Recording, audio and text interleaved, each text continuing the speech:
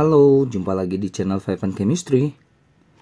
Video kali ini saya bahas atau saya lanjutkan ya pembahasan soal-soal PAS kelas 12 semester 1. Di video sebelumnya saya udah bahas soal nomor 1 sampai nomor 17. Sekarang lanjutannya soal nomor 18 sampai nomor 30. Gimana soal-soal, gimana penyelesaian ataupun pembahasan tiap soalnya? Yuk langsung saya mulai ya. Ini dia soal nomor 18, elektrolisis ya. Pada elektrolisis larutan CdSO4 menggunakan elektrode karbon, ada endapan CD yang terbentuk di katode sebanyak 4 gram. Pada keadaan STP, standar temperature and pressure, volume gas yang dihasilkan di anode itu berapa besar, berapa liter. Nah ini kan elektrolisisnya pakai karbon ya. Kan karbon itu elektrode yang inert, jadi ya aman lah istilahnya ya. Jadi nggak usah ribet soal ininya elektrodenya. Nah CdSO4 kalau kita ionkan jadi Cd2+ tambah SO4 2-. Di katode si Cd2+ ini langsung kena reduksi ya, menghasilkan Cd. Kenapa dia yang kena reduksi? Karena potensial reduksinya lebih gede daripada air. Karena ini kan larutan ada air ya. Nah kalau di anode si SO4 2- itu sisa asam oksi kan, dia kalah sama air. Air yang mengalami oksidasi di anode. Nah, jadi kita yang dikasih tahu di sini, yang ditanya di sini gas yang di anode kan. Nah, jadi ya biar tahu jalan ceritanya. Nah, jadi gimana kita bisa menghubungkan antara katode dengan anode? Yap, kita harus cari elektronnya. Nah, kita kan cuma punya data si CD. Oh ya, ini kan elektronnya mau disamakan biar sama-sama 4 nggak apa-apa ya. Sebenarnya nggak disetarain juga nggak apa-apa. Ini 2, 4, 2. Saya kali 2 semua ya. Ini tadi 4 gram. Mencari mol adalah massa dibagi AR. AR-nya dikasih tahu kok di sini. 112. Jadi 4/112 mol. Lalu kita pindahkan ke elektron. Lihat koefisiennya 4, 2. Berarti 2:1 kan? Maka di sini adalah 2 kalinya kan? 8/112 mol. Nah, kalau udah dapat elektron, nih kita pindahin aja nih. 8/112 mol. Tapi yang ditanyakan si O2-nya, si gasnya pada keadaan STP. Nah, berarti main koefisien lagi. Koefisien O2 ini kan 1 ya. Sedangkan si elektron 4. Jadi di sini adalah 1/4 dari 8/112 ini. Atau ini jadi 2/112 mol. Tapi sekali lagi yang ditanyakan adalah volumenya pada STP. Molnya dikali 22,4 ya, liter per mol. 2/112 kali 22,4. Ini berarti 0,2, berarti 0,4 liter. Ini jadi jawaban yang tepat adalah yang D ya. Tapi ini berbeda, ada koma-komanya itu ya karena pembulatan aja itu harusnya ya. Oke ya, beres nomor 18, kita lanjut ke nomor 19. Ada sel elektrolisis larutan Ki. Oke, reaksi yang terjadi pada elektrode X itu reaksi yang mana terjadi? Ini X-nya di sini ya. Oke, ini kelihatan X-nya itu bermuatan positif ya. Saya ingat itu kalau di elektrolisis itu kena katode kutub negatif, anode kutub positifnya.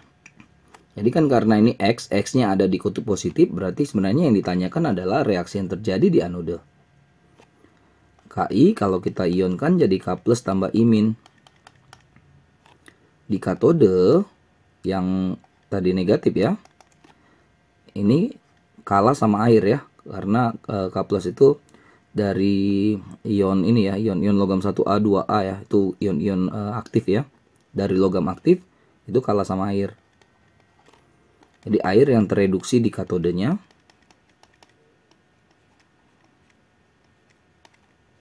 Nah, di anodenya yang bermuatan positif si I- ini ya. Kalau I itu kan golongan 7 akan jadi diatomik. tambahkan 2 elektron. Nah, ini yang ditanya. Udah, langsung aja kita temukan jawabannya yang B ya. Lanjut soal nomor 20. Pelapisan kromium pada suatu benda umumnya dilakukan dengan cara elektrolisis. Objek yang akan dilapisi logam kromium direndam dalam larutan dikromat dengan persamaan setengah reaksi berikut. Belum setara ya. Arus listrik yang dialirkan dalam sel elektrolisis 25 ampere. Waktu yang diperlukan untuk melapisi bumper mobil setebal, ini tebal ya, 1 kali 10 pangkat minus 2 mm dengan luas permukaan 0,25 meter kuadrat adalah berapa jam? Ada AR-nya, ada juga massa jenis, ini rho ya, 7,2 gram per cm minus 3. Berarti nanti semuanya kita harus ubah ke cm ya, data-data tebal dan luas permukaan tadi ya. Oke, jadi langkah pertama saya ke reaksi dulu deh. Cr2O72- hanya menjadi Cr plus H2O. Cr di kiri kan ada 2, di kanan cuma 1, maka ini yang pertama kita kalikan 2. Lalu ada 7O di kiri, 1O di kanan, ini kali 7. Muncul 14 hidrogen, tambahkan di sini 14H+. Total di sini kan minus 2. Ini plus 14. Sini semuanya 0 kan? Maka kalau ditambahkan ini plus 12 kan? Supaya sama-sama 0 di sini jadi tambah 12 elektron. Ya. Oke, sekarang kita ke tebal tadi ya, tebalnya. 1 kali 10 pangkat minus 2 mm. Kalau kita ubah ke cm, berarti kan dibagi 10 ya. 1 kali 10 pangkat minus 2, atau bisa kali 0,1 deh. Berarti 10 pangkat minus 3 cm. Itulah ketebalannya. Yang kromium yang melapisinya. Lalu ada luas permukaan. Saya singkat dengan LP aja ya. 0,25 meter kuadrat. Kalau ke cm kuadrat berarti 2 kali ya. Berarti 10 pangkat 4 dikalinya ya. 0,25 kali 10 pangkat 4 cm kuadrat. Atau bisa 2,5 ini. 10 pangkat 3 cm kuadrat. Nah, apa hubungannya kita bisa dapatkan dari luas permukaan dan ketebalan? Kita bisa dapat volume. Ya, volume itu adalah luas permukaan dikali ketebalannya. Nah, jadi kita tinggal kalikan luas permukaannya 2,5 kali 10 pangkat 3 cm kuadrat. Ketebalannya 10 pangkat minus 3 cm. Oke, jadi kalau dicoret-coret kan bisa ya, 10 pangkat 3 dengan 10 pangkat minus 3. Ini sama dengan 2,5 cm pangkat 3. Kan volume itu pangkat 3 ya, kubik ya. Oke, jadi lanjutannya adalah kita mau tahu sebenarnya yang 2,5 cm pangkat 3 ini volume itu berapa gram gitu. Itulah. Nah, gimana kita bisa mengubah volume menjadi gram? Kita butuh data ini, massa jenis. Jadi massa jenis atau rho itu adalah perbandingan antara massa dengan volume. Kita punya volume, kita punya massa jenis atau rho, maka kita bisa dapat massa. Saya kesini ya. Jadi massa sama dengan massa jenis dikali volume kan. Massa jenisnya 7,2 gram per cm kubik. Volumenya 2,5 cm kubik. Nanti kan ini bisa dicoret kan. Maka dapatlah ini 18 gram. Jadi 18 gram lah yang tadi 2,5 cm kubik itu. Nah, kalau kita udah dapat massa, terus kita masukkan ke rumus. Ingat ya, ini hukum Faraday ya. Arus kali waktu dibagi 96.500 dikali massa ekuivalen atau AR per bilox. Oke, massanya kita udah dapat. Yang ditanya waktu atau langsung diputar aja deh. Berarti waktu sama dengan Massa kali 96.500 kali bilox dibagi arus kali AR. Oke, jadi massanya tadi udah dapat 18 gram. Ini tetapan ya, 96.500 Faraday itu ya. Nah, bilox itu jumlah elektron, tapi harus ingat ya, ini kan Cr yang terlibat adalah dua buah atom ya.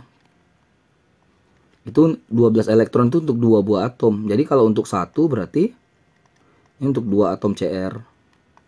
Cari aja untuk satu.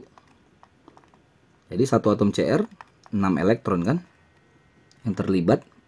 Jadi ini kali 6 nih. Arusnya 25 ampere, sedangkan AR-nya adalah 52. Maka ini saya dapat ini 8016,9. Ingat ya, di sini satuan T-nya adalah detik. Supaya mau jadi jam ya berarti kita harus bagi ini dengan 36.000 ya. Kok 36.000, sorry. 3.600 ya. Ini dibagi 3.600. Ini saya dapat 2,2an lah ya. Nah, dapat sekitar ini. Ini kayaknya di pembulatan saja ya, 20 ini, nomor 20 ini. Jadi opsi yang paling dekat adalah yang B, 2 jam. Oke, lanjut nomor 21 dan nomor 22. Ke nomor 21, ada unsur kobal katanya dapat membentuk senyawa kompleks dengan berbagai ligan. Salah satunya adalah CONH3 6 kali Cl3. Pernyataan yang benar mengenai senyawa kompleks tersebut adalah, oke ya, jadi harus dibongkar dulu deh.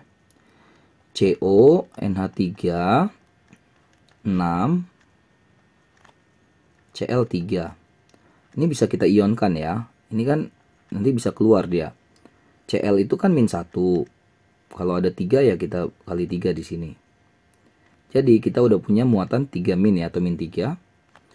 Maka pasti sisanya adalah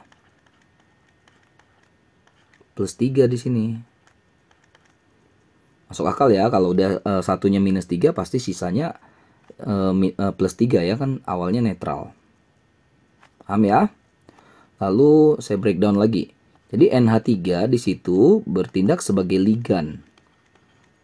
Ligan itu donor pasangan elektron bebas ya.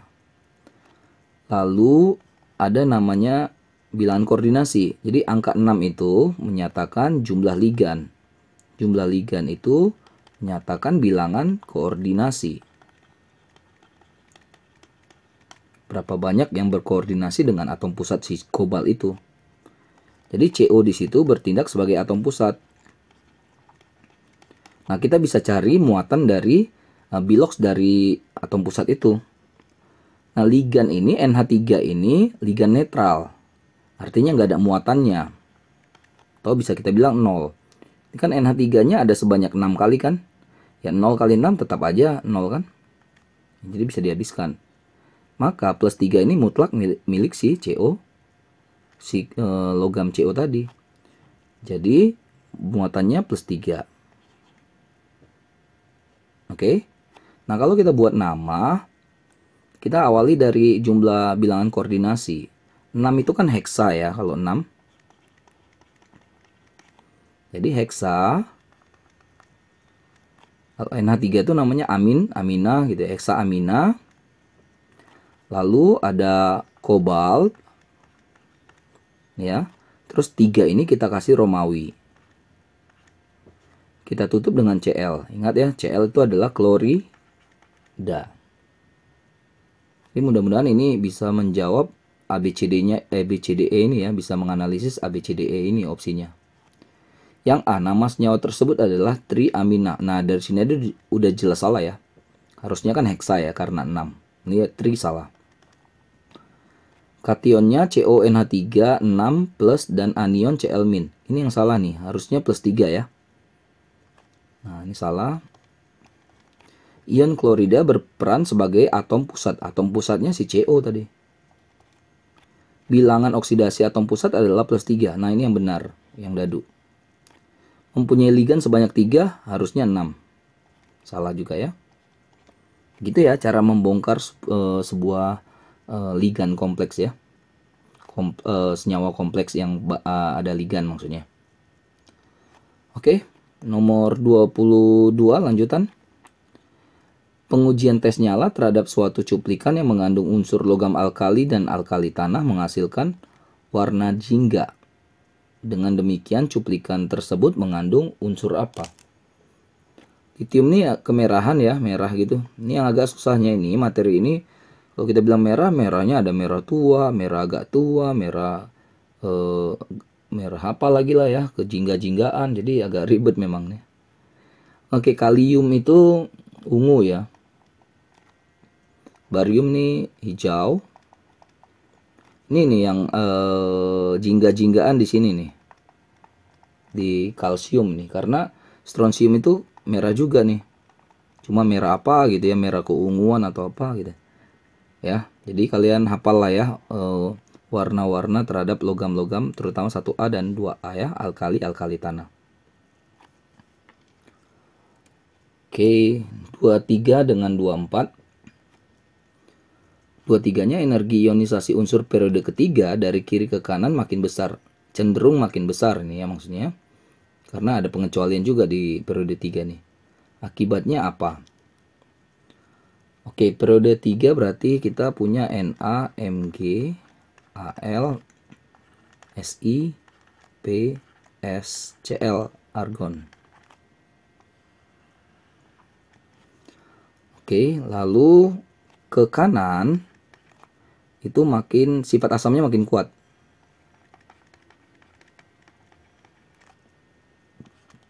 Maka pasti yang ke kiri sifat basa ya. Ingatnya gini aja, ingat kan kita ada Na, NaOH, Mg ada MgOH2 gitu. Di kanan ada HCl, S itu H2SO4 kan asam-asam semua itu kan. Oke, reduktor makin bertambah itu semakin ke ini ya, ke kiri ya. Reduktor itu di kiri. Dalam artian logam ya. Reduktor itu logam-logam ini. Na, Mg, Al kan logam ya. Harusnya ke kanan sifat oksidator naik. Jadi tanda ini saya buat makin naik gitu ya. Elektronegativitas ke kanan jelas makin tambah ya.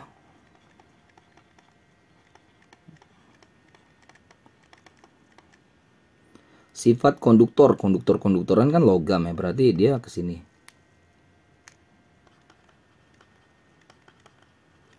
Udah, tinggal lihat sifat asam makin bertambahkah ke kanan? Iya benar ya. Sifat reduktor ke kanan makin nambah, salah, makin kurang karena ke kanan oksidator yang kuat.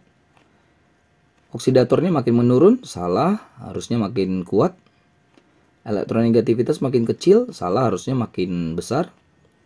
Konduktor panasnya makin bertambah, harusnya makin berkurang karena non logam. Ya, jadi yang tepat yang A ya. 24 masih sama ya dengan ini, periode ketiga juga nih. Urutan ketiga unsur berdasarkan kenaikan nomor atom. Kenaikan nomor atom berarti kan kalau dia satu periode berarti dari kiri ke kanan kan? Kiri ke kanan.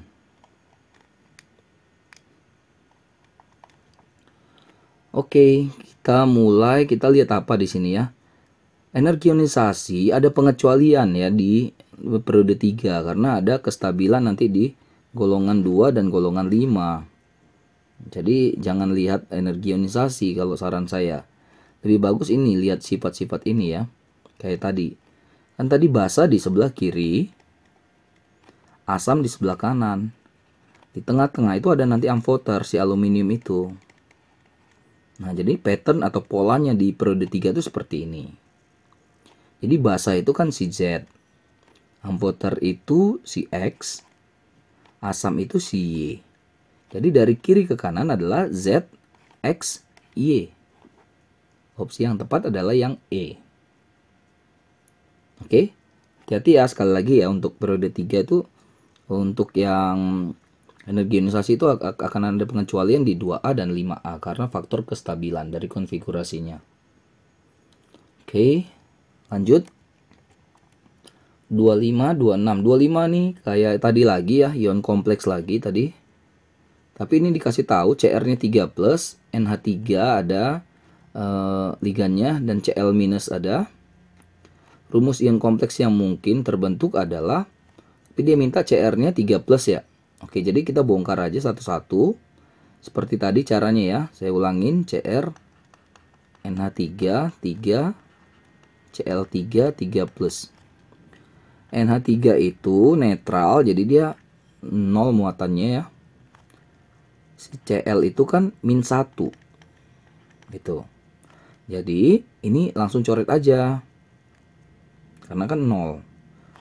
Nah Cl itu kan -1 satunya, tapi kalau ada 3 jadi -3 kan. Jadi tinggal yang A.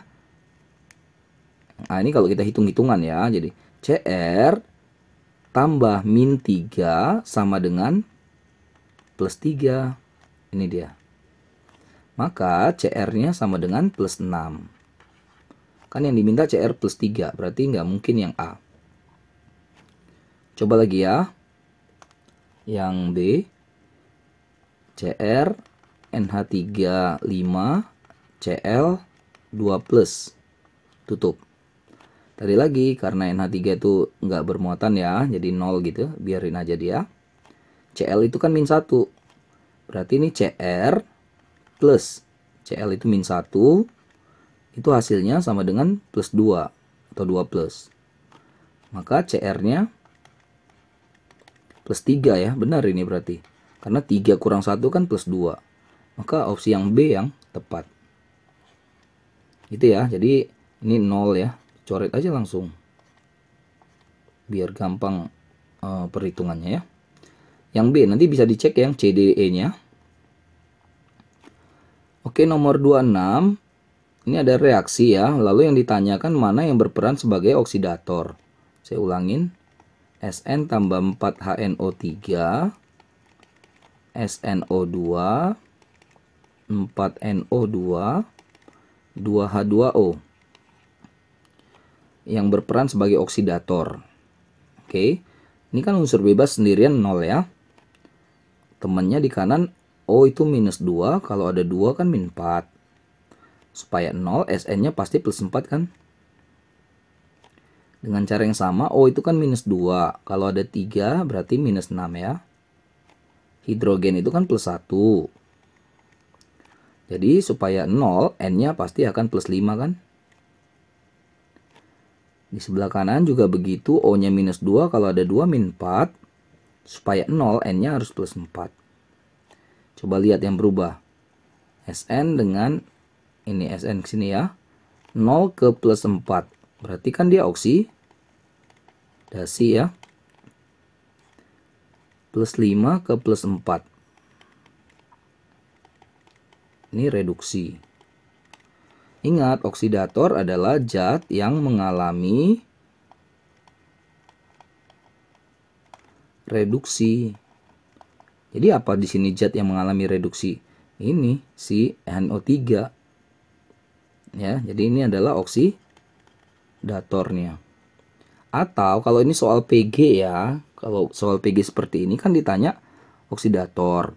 Ingat lagi bahwa oksidator reduktor itu ada di sebelah kiri, tanda panah, dia reaktannya. Kalau di kanan tuh namanya hasil ya, hasil oksidasi, hasil reduksi. Lalu ingat lagi, oksidator itu kan supplier atau sumber oksigen. Maka tinggal lihat aja, di kiri kan kamu punya Sn dengan HNO3. Mana yang punya oksigen? HNO3, maka udah pasti dia yang bertindak sebagai oksidatornya. Udah pasti Sn itu akan jadi reduktornya. Itu kayak kalau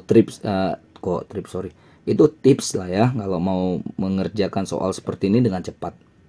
Logik lah. Oke. 27. Logam kromium. Kayak tadi lagi ya. Bahan dasar industri baja. Logam ini dibuat dengan cara reduksi Cr2O3 dengan logam aluminium sesuai reaksi berikut. Oh, ini ya. Logam pengolahan ini disebut apa? Prosesnya ini Goldsmith ya. Ini oleh si Goldsmith. Karena kalau sulfide itu NaHCO3 ya. Natrium bikarbonat. Kalau reduksi biasanya untuk alkali tanah 1A 2A biasanya pakai reduksi ya. Lalu Bessemer besi, sama dia dengan tanur tiup. Hal Herold ini terkenal dia aluminium ya. Ini Cr. Hafalan lagi ya. Nomor 28, kegunaan dari senyawa dari unsur periode ketiga yang tadi ya. Yang ditanya adalah asam sulfat. Ini S-nya ya. Asam sulfat kegunaannya apa gitu. Oke, aki ya. Aki kendaraan itu pakai H2SO4 ya. Sulfat di situ yang berperan ya. Pembuat tinta kayaknya nggak ada lah. Pembuat tinta nggak ada ya. Lalu pupuk ini bisa super fosfat. Udah fosfat juga namanya. Udah pasti dia ya. 1 dan 3 ini udah yang B. Kepala korek api itu KClO3 ya kalau nggak salah ya. KClO3. Jadi 1 dan 3 ya udah pasti ya jawabannya. Yang B.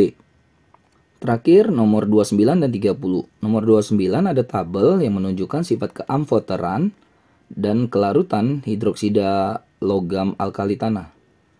Amfoter itu artinya bisa bereaksi dengan asam dan juga bisa bereaksi dengan basa ya. Berdasarkan data tersebut, urutan kekuatan basa dari yang paling lemah adalah yang paling lemah yang amfoter dia. Paling lemah itu yang amfoter.